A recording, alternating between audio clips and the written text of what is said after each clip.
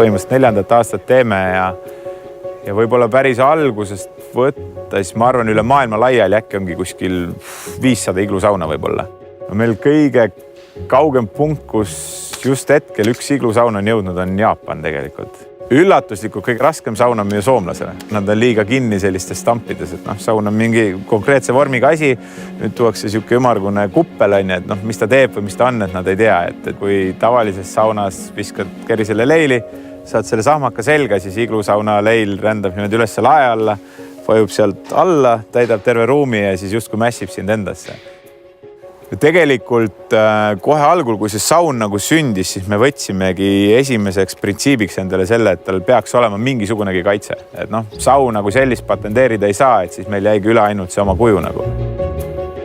Kui te soovite oma disaini lahendust kaitsta, siis kõigepealt tuleks välja selgitada, mis riikides seda kaitset soovite. Kas Eestis, Euroopa Liidus või kolmandates riikides väljaspool Euroopa Liitu. Kui te soovite oma disaini kaitsta Euroopa Liidus, tuleks teil selleks esitada avaldus Euroopa Liidu intellektuaalomandi ametisse. Disainilahenduse registreerimine tagab selle disaini omanikule ainuõiguse sellist disaini toota, turustada, importida, eksportida. Samuti on tal õigus esitada kahjunõue siis, kui keegi on tema loomingut kopeerinud.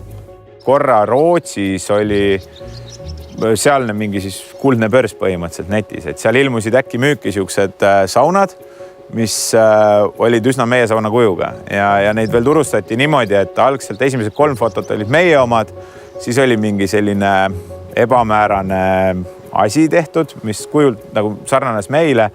Ja siis me tõesti saatsime advokaatide poolt kirja, et kuulge, et esiteks, et katsutate meie fotosid ja teiseks, et meil on tööstusdisaini lahendus kaitstud.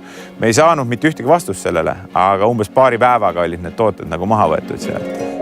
Teistpidi ta on võib-olla töötanud ka selles mõttes, et kui on vaja mõnd välispartnerit leida endale ja öelda, et kuule, meil on selline toode, meil on ka tööstusdisaini lahenduse kaitse sellel peal, et nad võtavad seda asja nagu tõsisemalt.